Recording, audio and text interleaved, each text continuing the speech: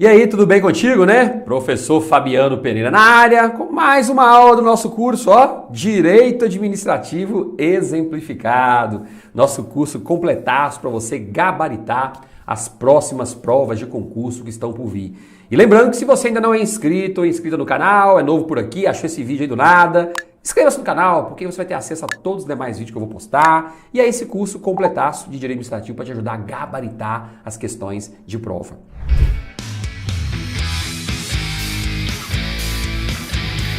Hoje nós vamos dar continuidade ao tema Responsabilidade Civil do Estado. Você sabe que a gente já tem uma aula sobre esse tema, então se você ainda não assistiu a primeira aula, vá assistir, porque ela é essencial para que você possa entender tudo que eu vou começar a falar a partir deste momento.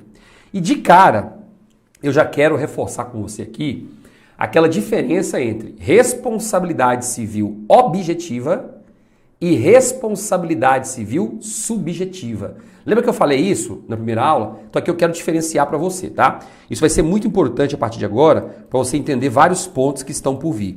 Eu vou até voltar aqui, porque na primeira aula eu fiz um esqueminha para você, para ficar bem facinho você lembrar. Então eu vou voltar aqui para te mostrar exatamente o que é que eu preciso que você se lembre. Lembra desse slide aqui, ó? Deixa eu compartilhar com você, ó. Foi esse aqui, ó. Aqui eu falei sobre a diferença entre a responsabilidade civil objetiva e a subjetiva. O que eu falei para você? Falei o seguinte, ó. Quando a responsabilidade civil for objetiva, o particular que sofreu dano não precisa comprovar o dolo ou a culpa quando ele for propor a ação judicial. Quando ela for subjetiva, aí o particular que vai propor a ação judicial, ele tem que comprovar o dolo ou a culpa. São duas situações diferentes. Então aqui agora eu quero dar dois exemplos para que você possa entender a significação disso aqui. Vamos lá, olha só. Gente, você já sabe que segundo consta no artigo 37, parágrafo 6º da Constituição, que em regra a responsabilidade civil dos prestadores de serviço público em razão dos danos que seus agentes causarem a terceiros, causarem a particulares, é de natureza objetiva. Essa é a regra. Então, quando você estiver lendo uma questão, você tem que procurar saber o seguinte. Se a questão disser que o prestador, que ali existe um prestador de serviço público, se a questão deixar claro que um serviço público está sendo prestado, na hora você vai ter um insight. Opa, está sendo prestado algum tipo de serviço público. Não interessa se a pessoa é jurídica de direito público ou privado. E foi causado um dano ao particular, então a responsabilidade civil é de natureza objetiva. Vamos voltar aqui para eu te explicar. Lembra daquele exemplo da BMW? Então estava lá, bonitão lá, parado no semáforo com a BMW. Aí veio um oficial de justiça do TRF, da primeira região, dirigindo, abaixou a cabeça, cara, com a mãozinha no volante, abaixou a cabeça para mexer no som, e aí quando ele assustou, chapou na traseira da BMW. Lembra disso? Beleza. Ele era oficial de justiça do TRF da primeira região. Agora, ele precisa propor uma ação judicial, o proprietário da BMW, né? Vai propor uma ação judicial para pleitear a reparação desse dano. Eu estou falando em ação judicial aqui, gente. Ele poderia tentar receber isso administrativamente? Poderia. Não tem problema nenhum, poderia, mas acho muito difícil, né? Se a União falasse, não, pode ficar tranquilo, vou te pagar aqui, vem cá. Difícil. Vai ter que entrar com a ação judicial, mas poderia sim. Isso já caiu em prova várias vezes, né? Isso pode ser feito uma negociação ali, um acordo e ser feito um pagamento administrativo, sem problema. É difícil acontecer isso. Então, vai ter que propor uma ação judicial. Beleza. Nesse caso, a responsabilidade civil da União é objetiva. Por quê? Porque estava sendo prestado um serviço público ali, oficial de justiça, intimar alguém, participar da audiência. Tá vendo? Estava trabalho. Então, responsabilidade civil objetiva da União e não do TRF, por quê? Porque o tribunal é um órgão e não uma entidade. Então, nesse caso aí, a ação proposta contra a União. Beleza. Gente, é o seguinte, o que é que esse proprietário da BMW vai ter que apresentar na ação judicial que ele vai propor para ele realmente conseguir êxito nesse caso? Primeiro, vai ter que apresentar o prejuízo que ele teve, o dano que ele teve. O que ele pode fazer? Ele pode levar o veículo dele em 3 concessionárias diferentes para fazer a avaliação. Vamos supor que a primeira concessionária falou, ó, o conserto do seu carro vai ficar 20 mil. A segunda falou 30 mil. A terceira falou 40 mil. Cada uma falou um preço, 20, 30 e 40. A média é quanto? 30. Então, em tese, o prejuízo que ele teve foi de 30 mil, que é a média aí. Então, bota 30 mil. Beleza. Aí ele vai juntar todos esses orçamentos aí pro juiz. Ele pode colocar 30 mil, 20 mil. Geralmente o juiz fala, não, mas você vai lugar mais barato que é 20 mil. Beleza. Vamos supor que coloque 30 mil. Pá, 30 mil de prejuízo. Beleza. Então ele tem que provar nessa ação judicial o prejuízo que ele teve. Foi de 30 mil. Fechou. Além do dano que ele teve, ele tem que provar ainda que esse dano foi causado, esse dano que ele teve foi causado por quê? Causado por um evento que envolveu um agente público no exercício da função. Tem que provar que existe um nexo causal, um nexo de causa e efeito entre o agente público trabalhando e o dano que ele teve. Ou seja, esse oficial de justiça aqui, excelência, juiz, bateu no meu carro. Estava trabalhando e bateu no meu carro. Por isso que eu tive o dano. Isso é o nexo causal. Tá vendo? Tem que provar isso, que é o nexo causal. Como é que ele vai provar isso? Cara, na hora chamaram a perícia, né? A polícia fez um boletim de ocorrência ali e tal, a perícia foi também, fez um boletim, né? Um laudo pericial dizendo, realmente está bem claro aqui que o motorista estava parado no semáforo, veio o servidor do TRF, pá, bateu na traseira dele. Tá tudo claro nos boletins. Poderia ser uma câmera que estava filmando ali o semáforo. Poderia ser testemunhas que estavam passando no local. Cara, ele pode provar da jeito que ele quiser. Ele só precisa provar isso. Mais nada. É mesmo? É. Ele não precisa comprovar que o servidor do TRF estava agindo com dolo. Não precisa. Mas como que seria assim provar que estava agindo com dolo? Não, porque assim, no caso que eu citei, está muito claro para você, né? Mas vamos supor que fosse um servidor do TRF e ele viu a placa da BMW, aquela placa da BMW daquele meu inimigo mortal. Vou mostrar para ele o que é andar de BMW. Acelerou o carro do TRF, epa! Bateu na traseira. Não quero nem saber se foi por dolo, por vontade ou não. Quem sofreu dano não precisa se preocupar em provar isso. Não precisa, tá bom? Não precisa se preocupar em provar isso. Fechou? E nem a culpa. Não precisa comprovar nem o dolo, nem a culpa. Como assim comprovar a culpa? Porque às vezes você vai ter que entrar com uma ação judicial. Se fosse um particular, por exemplo. Se fosse um particular que bateu na sua traseira. Ou num outro evento qualquer, um particular se envolveu no acidente com você. Traseira é mais difícil que a traseira. Geralmente quem bate na traseira está errado. Vamos supor um cruzamento. Se fosse você batendo no carro de um particular. Né? Você se envolvendo num acidente com um particular num cruzamento. Ninguém sabia ali quem está certo e quem está errado, tá a confusão toda. Então se você entra com ação contra um particular, com outro motorista qualquer, judicial, para ele te pagar a indenização, você tem que provar também o dolo ou a culpa dele. Porque em regra, quando o assunto é particular com particular, a responsabilidade civil é subjetiva, ela não é objetiva. Porque na objetiva é muito mais fácil você receber a indenização. Na subjetiva é mais difícil. Porque na subjetiva você tem que provar que o outro motorista ali agiu com dolo, ele quis bater no seu carro, ou então agiu com culpa. A culpa tem 3 elementos. Tem que provar ou a negligência. Esse motorista em particular aí, juiz, que bateu no meu carro, ó, ele foi negligente. Por que ele foi negligente? Porque tem uma placa de pare lá e ele nem viu. Opa, e é verdade mesmo. Tem que provar isso. Ou provar que ele foi imprudente. Como assim imprudente? Ó, juiz, essa velocidade máxima aqui ó, é de 60 por hora, ele estava 80 por hora, ele foi imprudente. Velocidade muito acelerada, pode causar acidente. Ele foi imprudente. Beleza, tem que provar. Como é que você prova que ele estava com velocidade de 80 e ela era de 60? Não sei, tem que provar. Ou provar que ele é imperito. Imprudência, negligência ou imperícia. Como imperito? Ele não tem carteira de habilitação, não. Imperito é você não ter habilidade técnica para fazer aquilo, né? Ele não tem carteira de habilitação. Provar. Opa, se provar, realmente nem poderia estar dirigindo, porque ele não tem carteira de habilitação, vai ter que pagar a indenização. Tá vendo aí a situação? Então, quando a responsabilidade civil é objetiva, quem sofre o dano não precisa provar isso. Não precisa provar. Lembra daquele exemplo? Doquinha tá lá assistindo o final da Copa do Mundo na televisão dele, de 60 polegadas, pá. Aí você vê um barulho. Zzz, queimou a televisão dele. Agora ele quer entrar com uma ação pedindo indenização.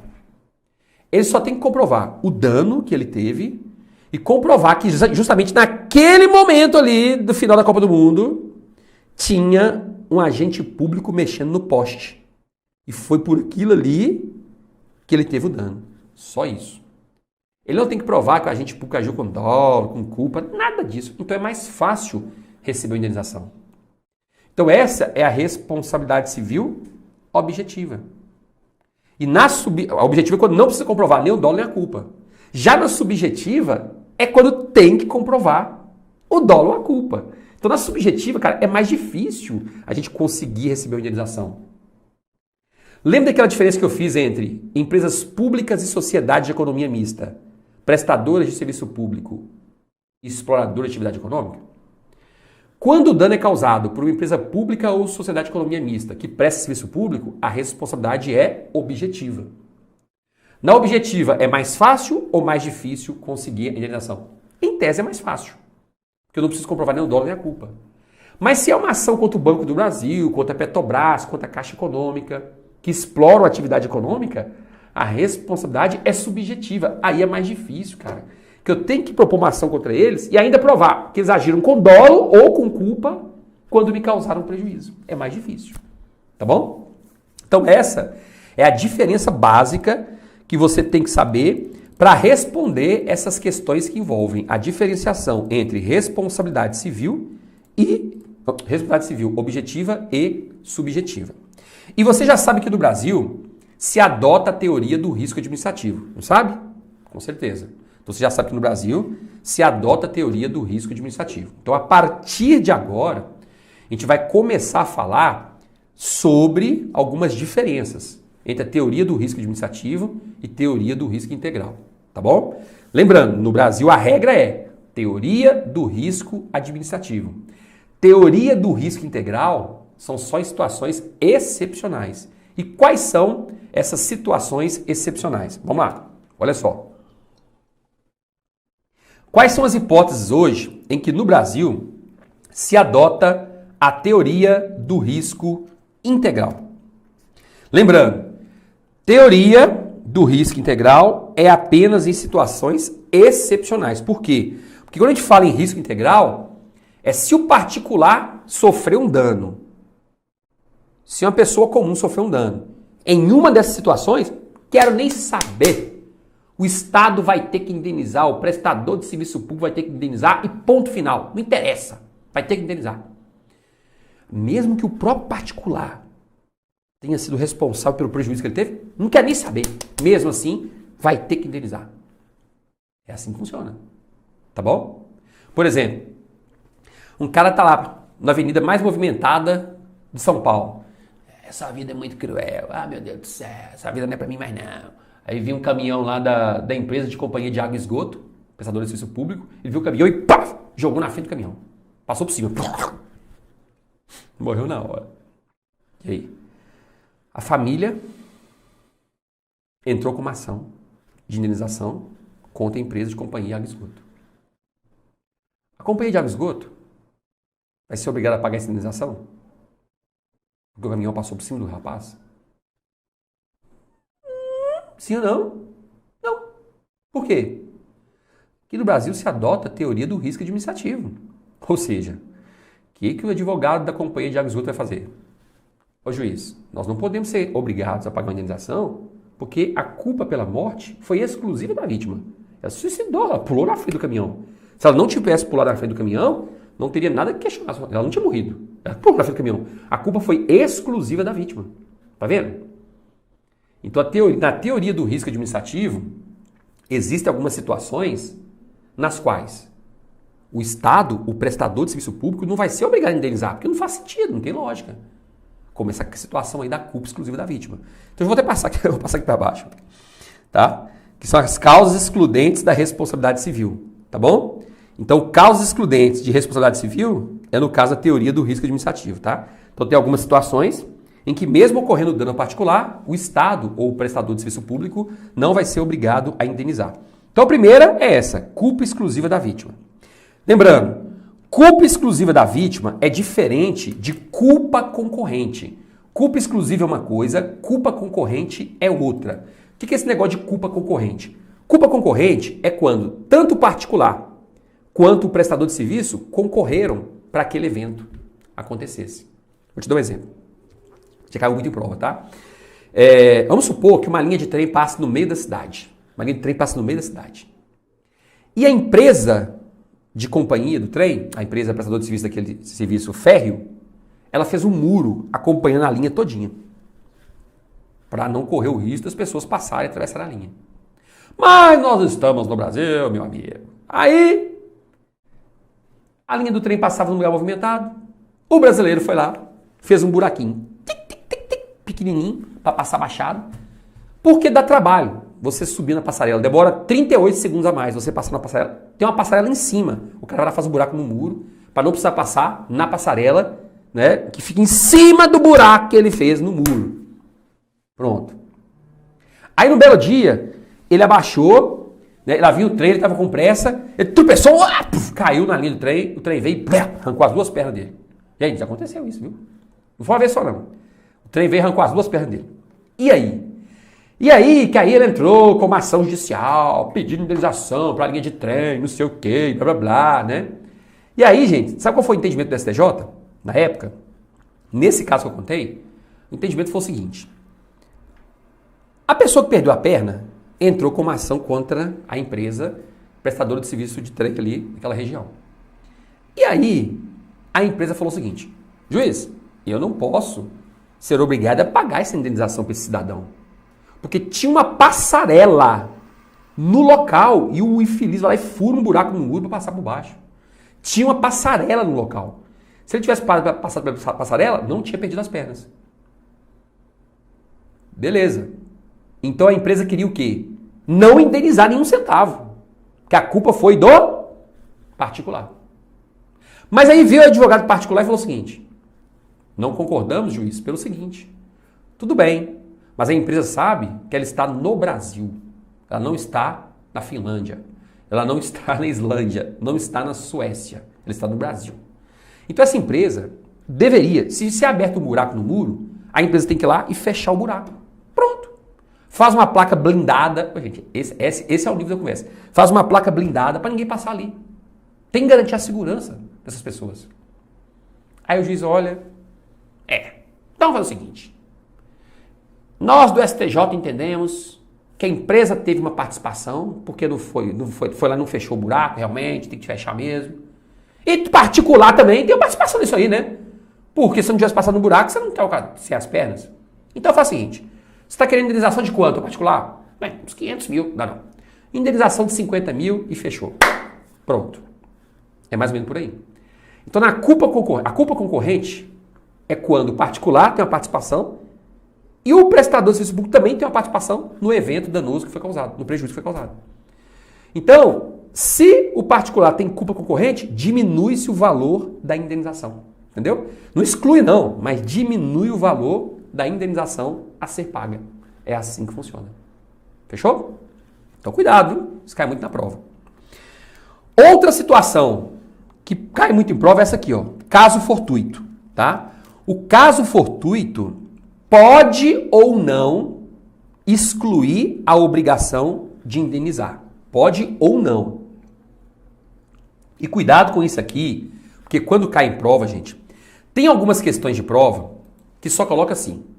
O caso fortuito exclui a obrigação do prestador de serviço público de indenizar e considera correto. É porque nesse caso a banca não se aprofundou no que é caso fortuito. Porque hoje o STJ entende que o caso fortuito se divide em dois. É o caso fortuito interno e o externo. Então quando a banca falar só assim que o caso fortuito pode excluir o nexo causal e não obrigar o prestador de serviço público ou o Estado a indenizar, tá certo, beleza. Mas às vezes a banca aprofunda um pouquinho mais, querendo saber se você conhece as duas espécies de caso fortuito, que são caso fortuito interno e caso fortuito externo, tá bom? Ó, o caso fortuito interno não dispensa não dispensa, não exclui a obrigação do prestador de serviço público indenizar. Não exclui. O que é um caso fortuito interno? Por exemplo, tá lá uma empresa de ônibus, com ônibus lotado, cheio de passageiro. Aí um pneu estoura. Pá! Uá! Perdeu a direção, baf! Bateu num buraco ali, o ônibus tombou, morreram sei lá quantas pessoas. Uma tragédia. Aí a empresa vem, não podemos indenizar ninguém, porque isso aí é um evento, é um caso fortuito, a gente não tem responsabilidade sobre isso. Tem sim. Tá bom? Nesse caso, o entendimento do STJ é o seguinte, poxa, dá para prever que um pneu vai estourar? É possível sim. Desde que o pneu esteja, por exemplo, se o pneu estiver careca, se for uma estrada muito esburacada, é possível prever que uma vez na vida da Terra humana, na vida da raça humana, um carro já estourou o pneu e por causa disso aconteceram várias tragédias. Não é isso? É possível prever isso. Então, beleza. Então, o STJ entende, se um dano foi causado, por exemplo, por causa de um caso fortuito interno que tem a ver com o risco do negócio, porque existe um risco sim. A empresa de ônibus já sabe que existe um risco de um pneu estourar, causar prejuízo a terceiro. Existe um risco desse. Então, se existe um risco, a empresa tem que fazer de tudo para que aquela coisa não aconteça. Tá bom? Tem que fazer de tudo. Então, se acontecer, posso fazer nada. Vai ter que indenizar. Agora, e o caso fortuito externo? Aí, o caso fortuito externo é porque aconteceu lá fora. Foge do controle da empresa. Foge do controle da prestadora de serviço público. Aconteceu lá fora. Então, aí o caso fortuito externo, ele pode excluir a obrigação do prestador de serviço público de indenizar. É o caso de assalto, segundo o STJ. Entendeu? Então, poxa, quando acontece um assalto, um ladrão entra no ônibus, todo mundo, celular de todo mundo, etc, não sei o quê, não matou ninguém, mas saiu o celular de todo mundo, dinheiro de todo mundo e foi embora. Aí se um passageiro entra com uma ação contra a empresa de ônibus, a empresa fala assim, olha excelência, olha juiz, eu não posso ser obrigado a indenizar, porque nós também tivemos prejuízo. O cobrador da passagem, por exemplo, ficou traumatizado, está de licença, o motorista, né, também está traumatizado, está de licença. Nós também tivemos prejuízo. A gente não tem nada a ver com isso não, a gente não contratou ladrão para vir assaltar as pessoas não. Então o STJ entende que é uma situação que foge ao controle da empresa. Então a empresa não pode ser obrigada a indenizar em virtude desse assalto que aconteceu. É o que você tem que saber para a hora da prova. E se for no Rio de Janeiro? Seja lá onde for. Porque do Rio de Janeiro você já pode prever que isso vai acontecer todo dia. Né? Mas fazer o quê, né, gente? É questão de prova. Tá bom? E por último, temos o evento aqui de força maior. O que é o evento de força maior? Evento de força maior é um evento da natureza. É uma tragédia natural que aconteceu e, em virtude da tragédia natural, foi causado um prejuízo aos particulares. Por exemplo, aconteceu um terremoto na sua cidade. Na minha cidade, que é Montes Claros, no norte de Minas, de vez em quando acontecem os terremotos aí. Eu mesmo já senti, cara. É puxado, eu já senti. Engraçado, você fica assim, foi um terremoto pequenininho, né? Mas deu umas rachaduras nas casinhas aí. E aí você fica assim, nossa, eu tô bêbado. Sabe quando parece que você tá bêbado, mas você não bebeu nada? É assim, né? Acho que eu tô passando mal. É porque a terra treme, aí você não fica meio assim, sem conseguir ficar em pé com muita firmeza, né? Interessante, né? Na época eu morava no apartamento, ainda no último andar. Falei com minha esposa, que estranho, né? Segurei na cama, assim, falei, que aconteceu uma coisa estranha aqui, né? Só que nem... E deu uma explosão, bum! Eu falei, que estranho, mas nem tinha que terremoto no Brasil, né? Depois que foram fazer os estudos e começaram a analisar que realmente estavam acontecendo alguns terremotos. Mas enfim. Então, Doquinha tem uma casa em Montes Claros, Minas Gerais. Aconteceu um terremoto e a casa caiu. Ele entrou com uma ação contra o município. Ou sei lá, contra quem que ele quis, município, Estado da União. Entrou com uma ação pedindo indenização por causa disso, por causa daquilo, a casa caiu e tal. O que o município vai falar? Olha, ó juiz, isso aí é evento da natureza. Como é que eu vou indenizar alguém por um evento da natureza? Como é que a gente vai prever um terremoto e evitar que um terremoto aconteça? Não tem como. A gente não pode ser obrigado a indenizar. Infelizmente aconteceu a tragédia e vai ter que buscar outros meios de reparar isso aí. A gente não pode ser obrigado a pagar da outra casa para ele. Não, de jeito nenhum. E é isso mesmo. O evento da natureza vai excluir essa obrigação que o Estado tem de indenizar. É simples assim. Então, muita atenção, tá? Essas situações que eu coloquei para você aqui embaixo, ó, são as situações que excluem a obrigação que o prestador de serviço tem de indenizar. São causas excludentes da responsabilidade civil. Causas excludentes da responsabilidade civil, tá bom? Isso tudo pode parecer muito difícil, muito complexo, mas não. Não se preocupe, porque em breve, eu não tenho dúvidas de que você estará gabaritando as questões de prova, tá? É só ter paciência, que daqui a alguns dias você vai estar aí acertando todas as questões que vierem pela frente. Ó, eu quero aproveitar para dizer o seguinte.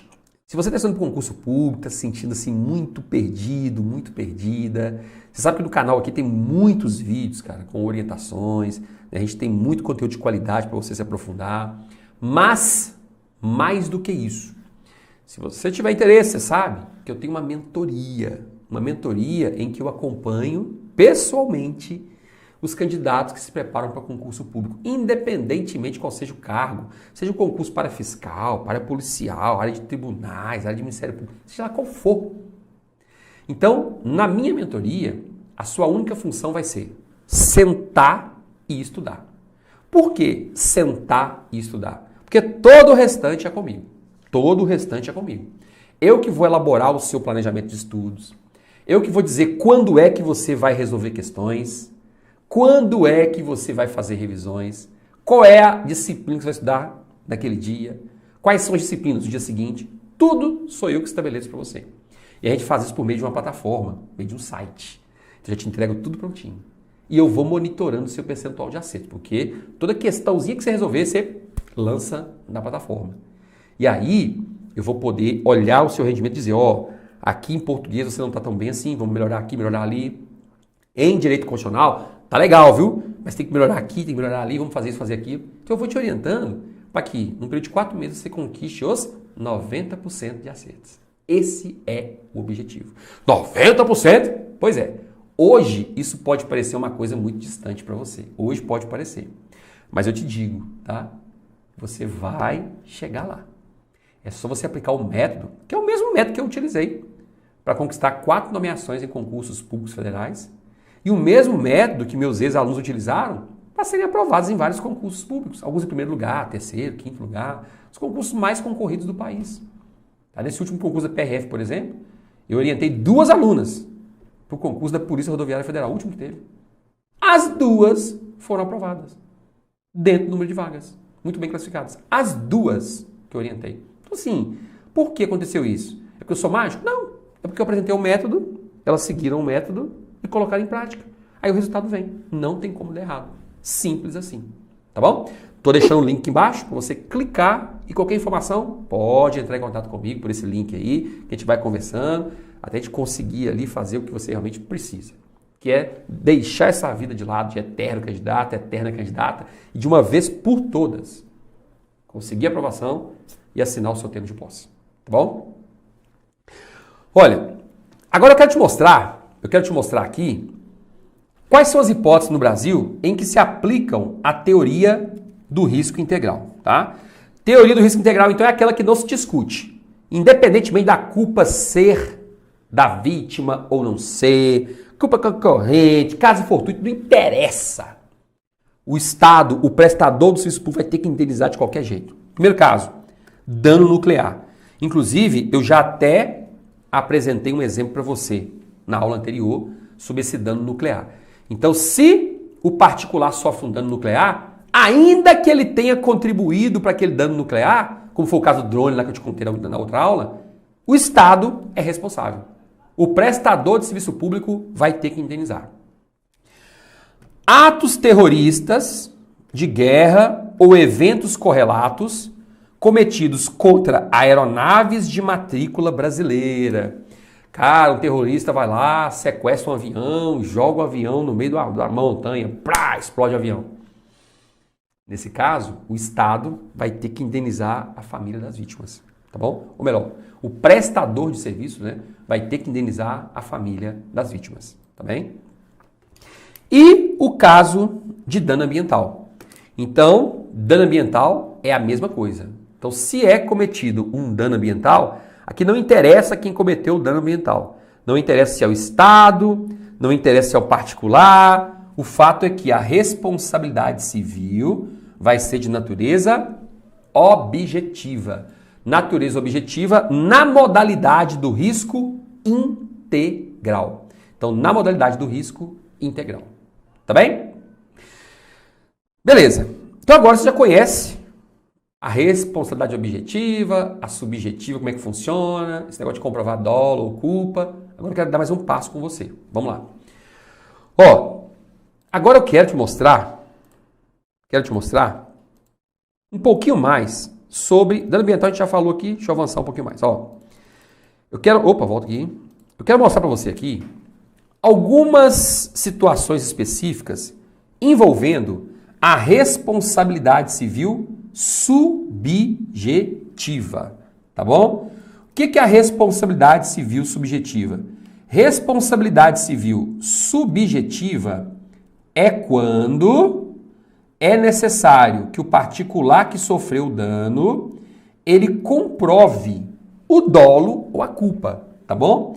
Então ele vai ter que comprovar o dolo ou a culpa. Se ele comprovar o dolo ou a culpa, isso quer dizer que ele vai, na prática, conseguir a reparação do dano. Ah, e se por acaso não conseguir comprovar o dolo ou a culpa? Não conseguir comprovar o dolo ou a culpa, simplesmente não vai conseguir obter a reparação do dano.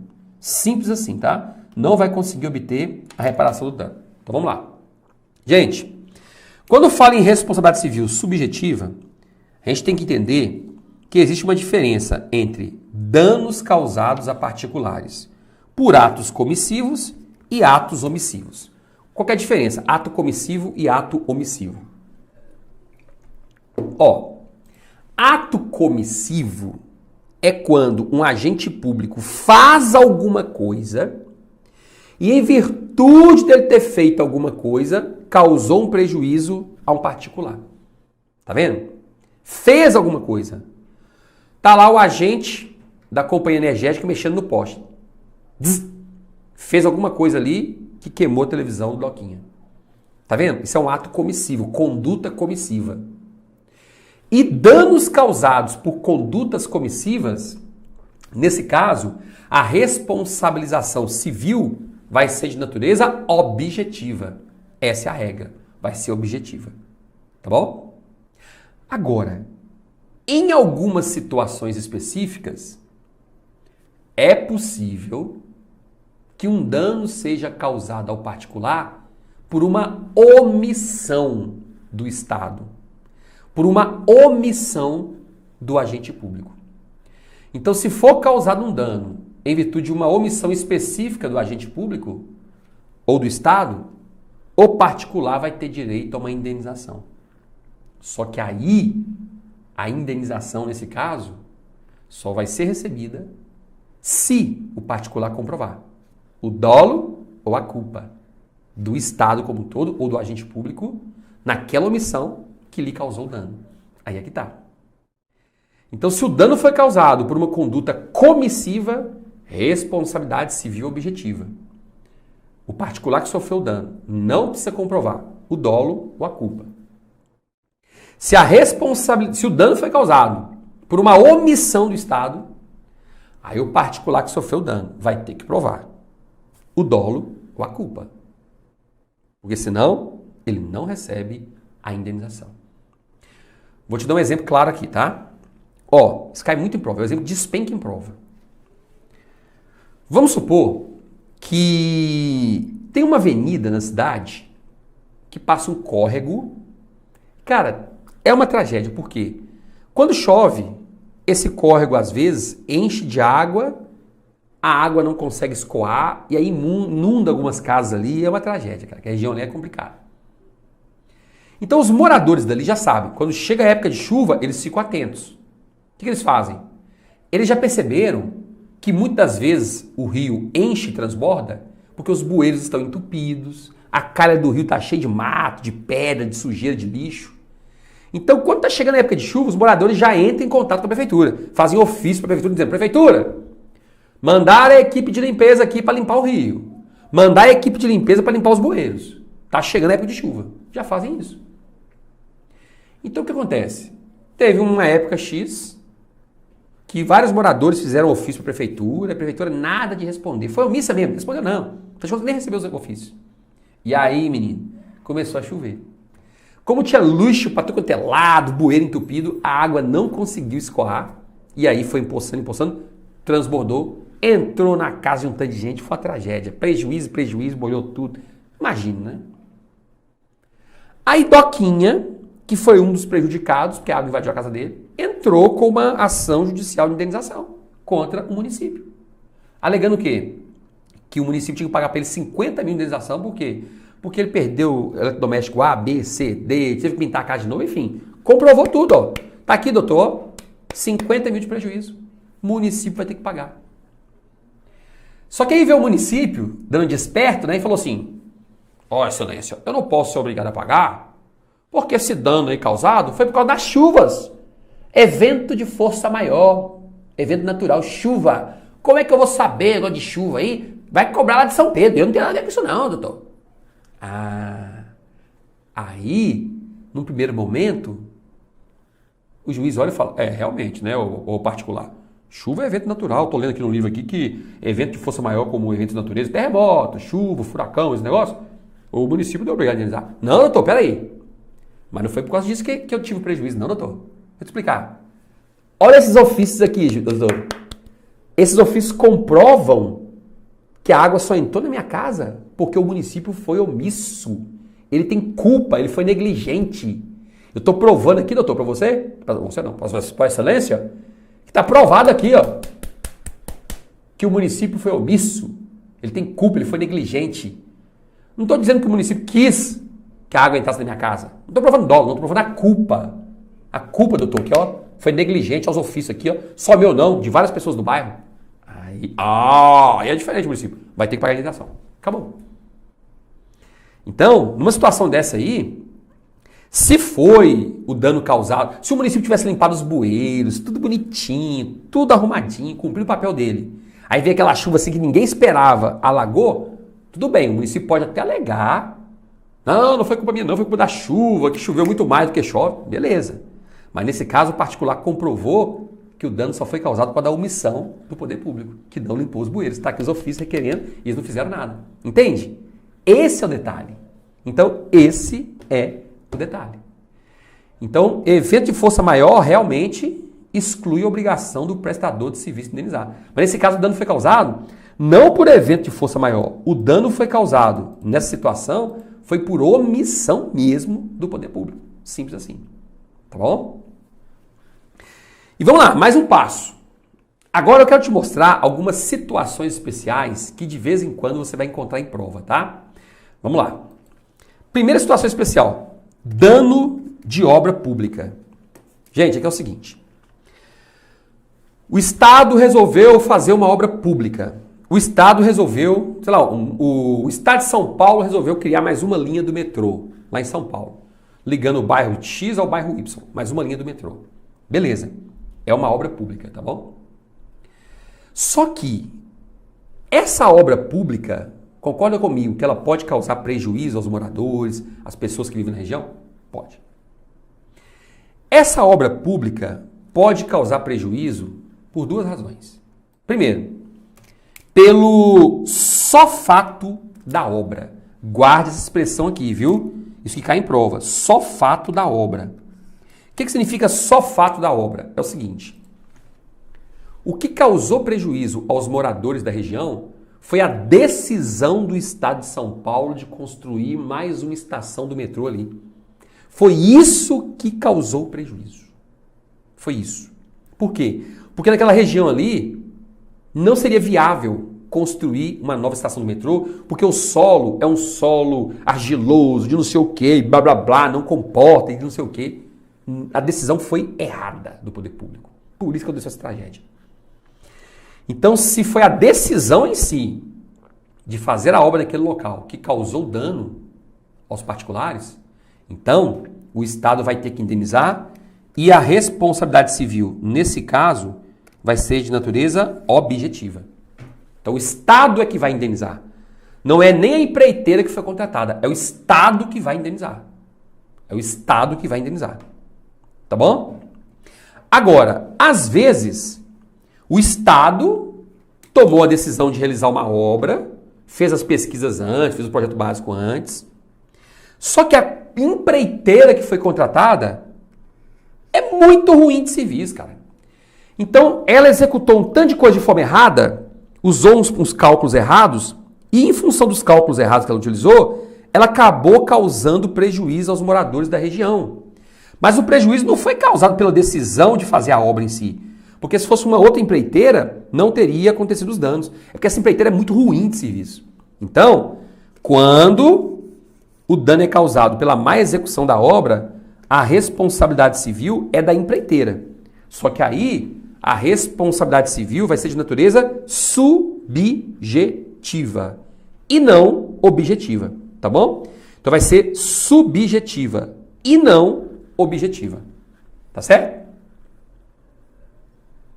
Então vamos lá. Continuando. Atos legislativos. Gente, aqui é o seguinte. Quando uma nova lei é criada, você concorda que uma nova lei ou uma nova emenda à Constituição pode trazer prejuízo para uma galera? Imagine uma reforma da Previdência. Aí vem uma emenda constitucional dizendo vai ter que trabalhar mais 10 anos, mais 12 anos, mais 5 anos. Olha o prejuízo, cara, que isso causa. Complicado. Só que a regra geral é, cara, danos que particulares sofrem em razão de uma lei que é publicada, não enseja a obrigação de o Estado indenizar. Porque lei é lei, cara. Lei não é feita para atingir uma pessoa específica. Lei é feita para resolver uma situação que é genérica, abstrata, geral. Então é claro que quando uma lei vai ser promulgada, algumas pessoas vão talvez se sentir mais confortáveis com os efeitos da lei e outras mais prejudicadas. Isso é normal. Então ninguém vai indenizar por causa disso. Tá bom? Essa é a regra geral.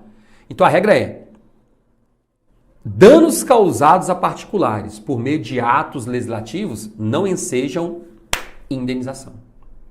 Mas existem exceções. Em quais hipóteses uma lei pode causar prejuízo a particulares e, em virtude disso, o Estado ser obrigado a indenizar? Primeiro não. É quando essa lei causar um especial e anormal prejuízo e essa lei for declarada inconstitucional pelo STF. Então a primeira coisa é a seguinte.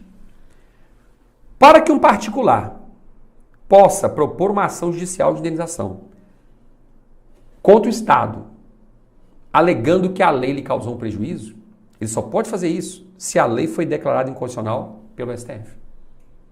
Porque quando o STF declara a lei inconstitucional, é porque alguma coisa de errado ali aconteceu. Então, o Estado vai ser obrigado a indenizar. Ou então, quando se tratar de uma lei de efeito concreto. O que é uma lei de efeito concreto? É uma lei criada para atingir apenas aquela pessoa específica. Às vezes, um prefeito manda um projeto de lei para a Câmara de Vereadores, tá bom? Manda um projeto de lei para a Câmara de Vereadores para dar o nome de um ex-prefeito da cidade já falecido a uma região muito complicada da cidade que é Cracolândia. A região chama Cracolândia. Aí agora, aquela praça central não vai chamar Cracolândia mais. Vamos acabar com esse apelido, vai chamar Prefeito Fulano de Tal. Sacanagem, né? Ou seja, o cara era inimigo mortal do prefeito que morreu e agora quer homenagear esse prefeito. Ou seja, vamos usar, né? Prefeito Fulano de Tal, praça do prefeito da Cracolândia. Começa a misturar as coisas, sacanagem, né? Então, é uma lei, porque mudar, para dar nomes de pessoas mortas a bens públicos, tem que ter uma lei, né? Então, uma lei só para isso, cara. E ainda faz uma complicação dessa aí. Então, nesse caso, a família do falecido, por exemplo, pode entrar com uma ação pleiteando danos morais e requerendo que aquela lei seja declarada inconstitucional por violar vários princípios da administração e por N razões, entendeu? Lembrando que essa lei, cara, apesar de ser lei, ela tem uma força muito parecida com o de ato administrativo. Quem deveria fazer isso era um ato administrativo, mas foi feito por lei. Então por que a gente fala de lei de efeito concreto? Então se você encontrar alguma expressão assim, lei de efeito concreto, é esse tipo de lei. É uma lei que na prática é quase que um ato administrativo, se a gente falar ao pé da letra, né? É praticamente um ato administrativo, não é lei em si, é praticamente um ato administrativo. Então lei de efeito concreto que é feita para resolver uma situação bem específica ali, ó, favorecer ou prejudicar aquele caboclinho ali, aí essa lei pode sim ensejar a obrigação de o Estado indenizar. Mas, regra geral, se um ato legislativo causa prejuízo a terceiros, o Estado não tem obrigação de indenizar. A mesma coisa acontece com os atos judiciais. A mesma coisa. Se um juiz proferir uma decisão e, em razão da decisão proferida pelo juiz, for causado um prejuízo a alguém, esse alguém não pode entrar com uma ação contra o Estado pleiteando uma indenização. Não. Tem esse negócio de entrar com uma ação contra o Estado pleiteando uma indenização. Não. O que vai acontecer nesse caso é o seguinte. Quando o juiz profere uma decisão, gente, geralmente é assim, né? Uma parte fica satisfeita e a outra insatisfeita. Geralmente é assim. Quem ficou insatisfeito pode fazer o quê? Entrar com um recurso. É isso que tem que fazer. Entrar com recurso. E não entrar com uma ação contra o Estado, requerendo uma indenização. Não faz sentido. Agora, existem algumas hipóteses em que uma decisão judicial pode sim ensejar a obrigação do Estado de indenizar. Posso te dar alguns exemplos. Primeiro, erro judicial. Erro judicial. Quando a gente fala em erro judicial, aqui a situação é diferente. Porque, por exemplo, tinha dois casos, tem muitos casos assim que a gente vê, né? Irmãos gêmeos, um irmão gêmeo comete um crime, o outro vai ser preso no lugar dele. O Estado errou, mandou prender o outro irmão, que eram gêmeos, muito parecidos, mandou prender o outro irmão. Já vi isso várias vezes. Tem casos famosos no Brasil sobre isso. Casos dos irmãos Naves, por exemplo. Ixi, é complicado. Mas enfim. Então, nesse caso específico, se houve um erro do judiciário, o Estado é obrigado a indenizar. Não há dúvidas, tá? Segunda hipótese. Prisão além do tempo fixado na sentença. Então, o juiz condenou Doquinha a 12 anos de reclusão. Já está preso há 15. Como? Esqueceram o cara lá. Diz a pessoa sem noção, tá, né? Sem noção de nada, tá lá. 3 anos preso além do tempo fixado. Pode pleitear uma indenização por parte do Estado. Quando, no exercício de suas funções, proceder o juiz com dolo ou fraude. Então, se o juiz proferiu uma decisão, agindo com fraude ou com dolo, isso pode ensejar uma obrigação de indenização por parte do Estado. Quando o juiz recusar, omitir ou retardar, sem justo motivo, providência que deva ordenar de ofício ou a requerimento da parte. Então, o juiz está realmente procrastinando algumas decisões importantes, está deixando de fazer aquilo que a lei manda ele fazer. Então, nesse caso, é possível também pleitear uma indenização por parte do Estado. Mas percebam aí que tudo isso é em caráter excepcional. Porque aqui também a regra é a seguinte: não cabe indenização quando uma decisão judicial causar prejuízo a terceiros. Essa é a regra. Isso aqui é exceção. Mas é claro, né? É a exceção que as bancas vão cobrar na hora da prova. Tem uma outra situação também que de vez em quando a gente acha em prova, que é a seguinte: bens apreendidos ou sobre conservação do Estado. Como assim?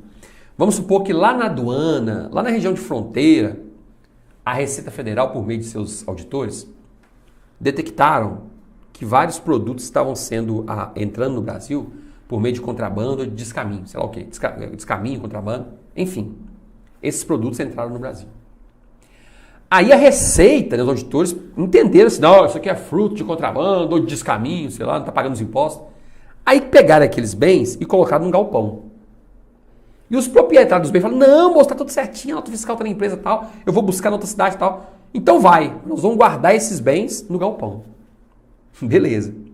No dia seguinte tá lá o proprietário com o caminhão para buscar os bens. Tá aqui tudo comprovado aqui, vim buscar os bens. Então eles abrem o galpão. Cadê os bens? Sumiram. Gente, aconteceu isso várias vezes, tá?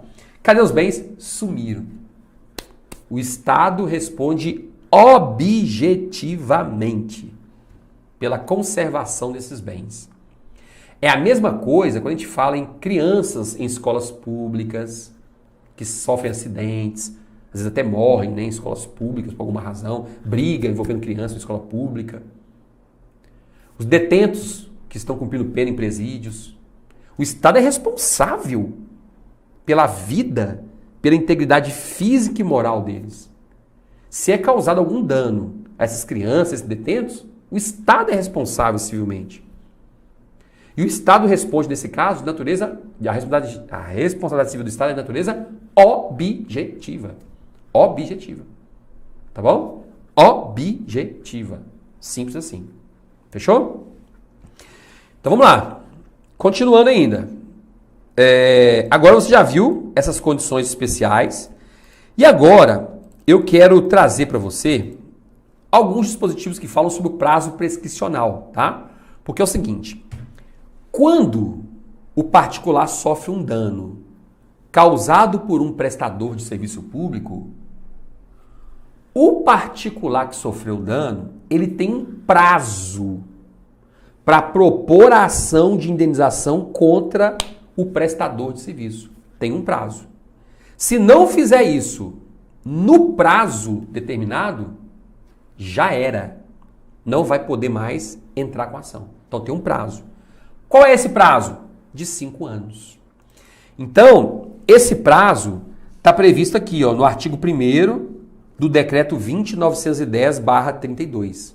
Lá está escrito: as dívidas passivas da União, Estado e dos municípios, bem assim, todo e qualquer direito ou ação contra a Fazenda Federal, Estadual ou Municipal, seja qual for a sua natureza, prescrevem em 5 anos, contados da data do ato ou fato do qual se originarem. Então, se um particular sofre um prejuízo causado por um agente público, o prazo que o particular tem para pleitear uma indenização vai ser de quanto tempo? Vai ser de 5 anos. Se propor a ação depois dos 5 anos, já era. Expirou, já era, não tem conversa mais. Tá bom? Não tem conversa mais. É 5 anos e ponto final. Cuidado com o que está escrito no artigo 37, parágrafo 5º da Constituição, que diz o seguinte, ó: a lei estabelecerá os prazos de prescrição para ilícitos praticados por qualquer agente, servidor ou não, que causem prejuízo ao erário, ressalvadas as respectivas ações de ressarcimento. Aqui a situação é um pouquinho diferente. Por quê?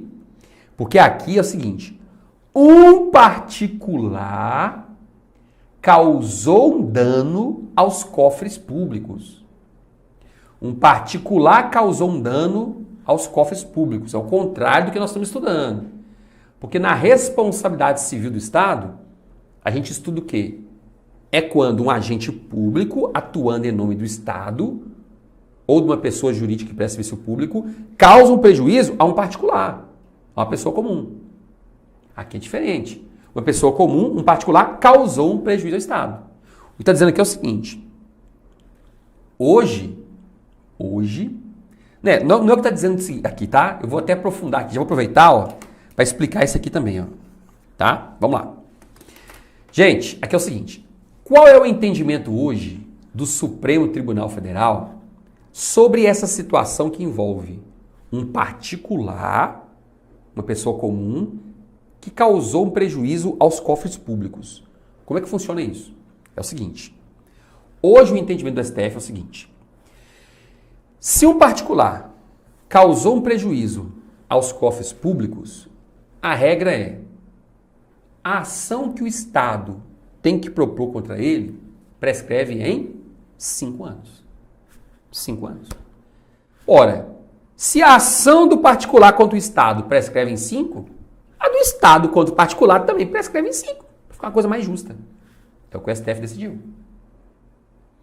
Então, se Doquinha, uma pessoa comum, bateu na traseira de um carro, de um veículo que pertence ao INSS, o INSS, que é uma autarquia, tem 5 anos para entrar com uma ação contra Doquinha.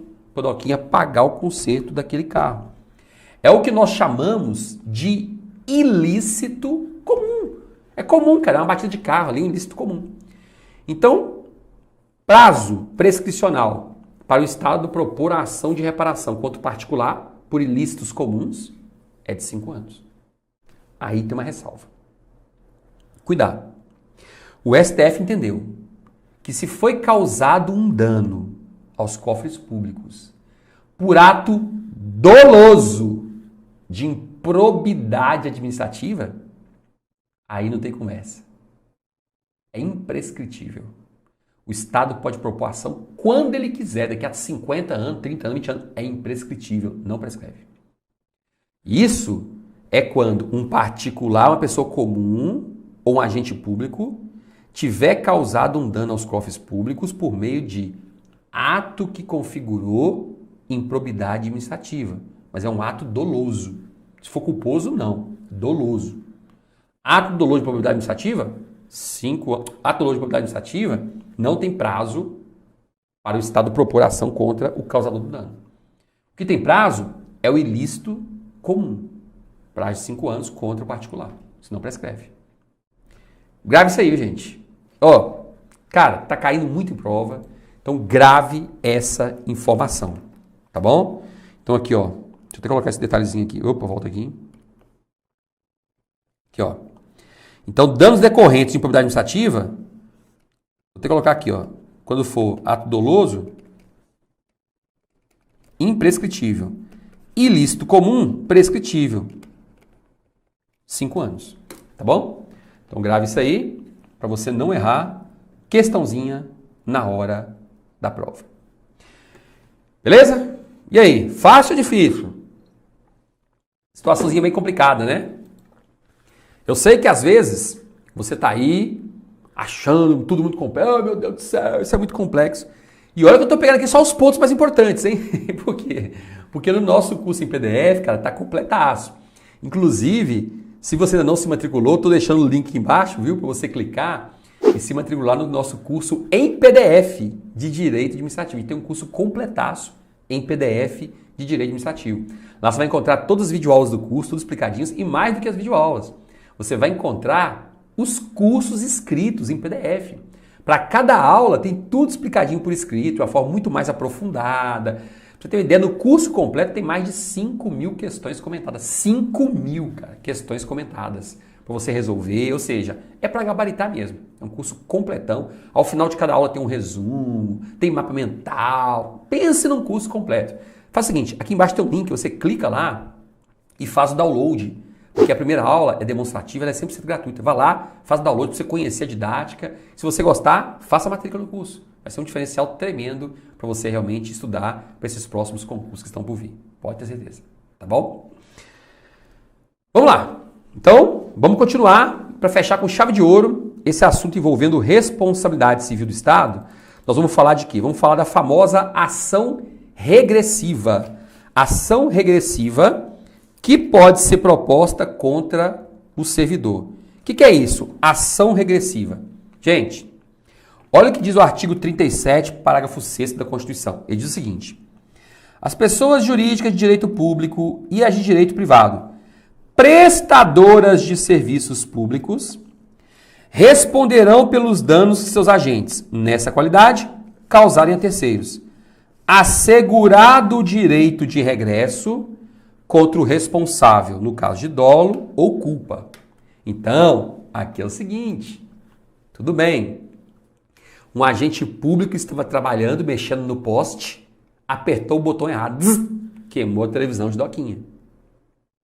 Doquinha vai entrar com a ação judicial de indenização contra a empresa, a prestadora de serviço público. Show!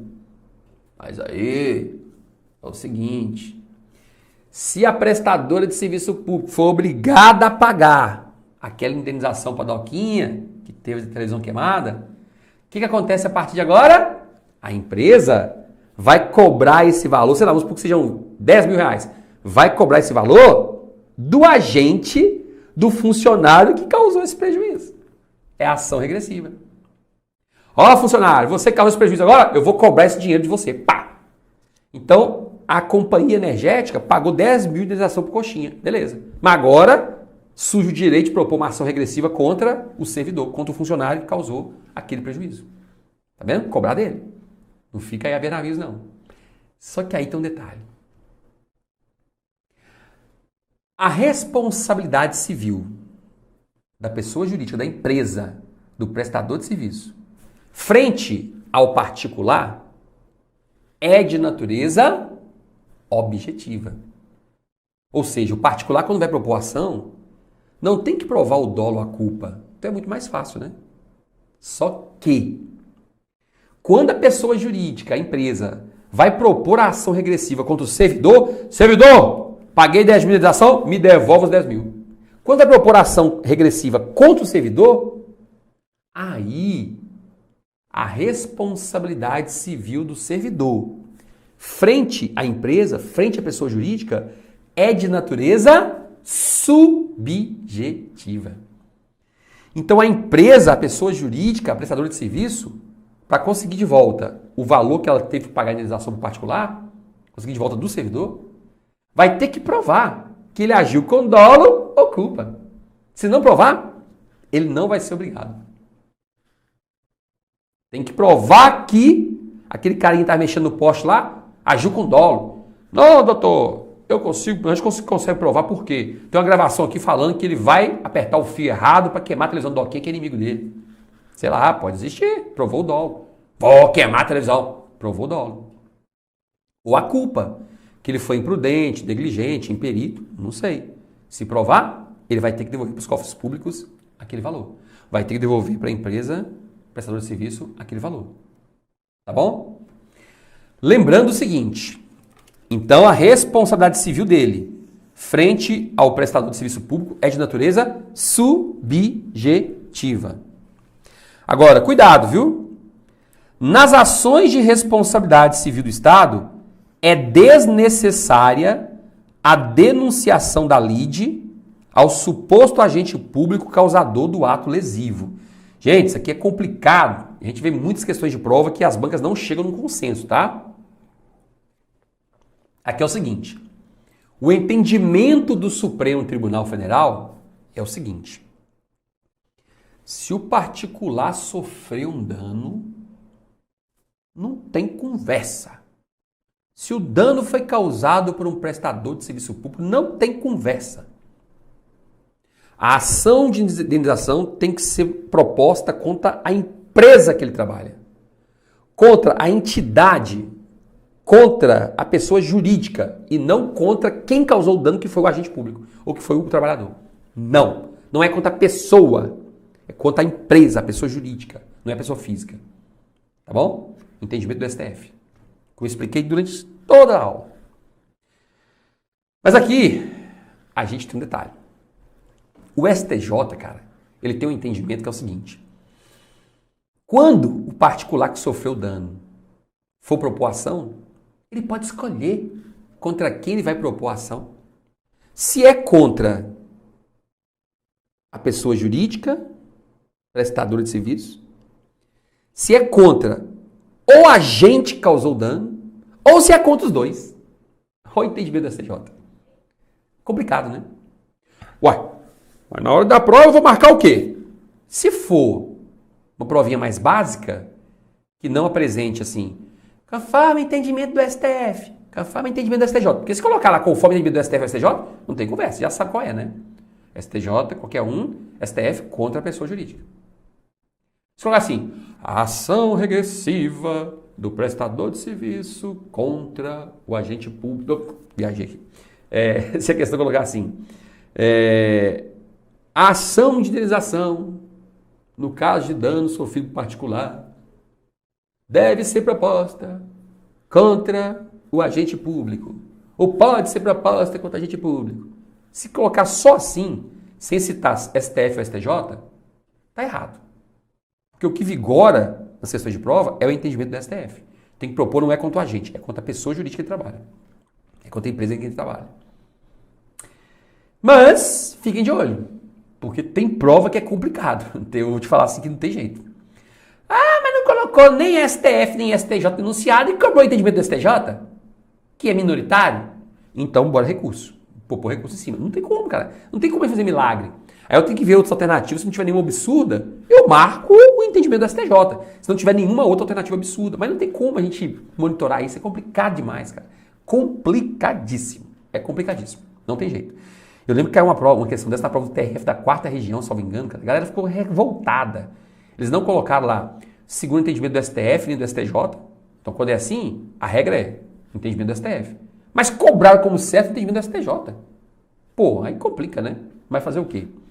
É assim que funciona. Concurso é isso aí. De vez em quando você tem umas coisas que você não acredita, né? Mas não deveria ser assim. Mas é assim. Então a gente tem que ficar bastante atentos pra gente não ficar aí batendo, dando murro na ponta de faca também e ver que não vai adiantar nada na prática. Tá bom? Então, é isso que você precisaria saber sobre responsabilidade civil do Estado. Espero que você tenha realmente entendido e compreendido tudo que eu falei aqui, porque o objetivo foi te trazer as principais informações. Lembrando, né? Aqui são as principais informações. O conteúdo completaço está no PDF, tá? Então vai no PDF, resolve as questões. Tem muitas questões, cara. Questões difíceis, questões fáceis, questões medianas. Resolva as questões, porque quanto mais questões você resolver, mais você vai conseguir se aprofundar, mais você vai conseguir evoluir nesse assunto.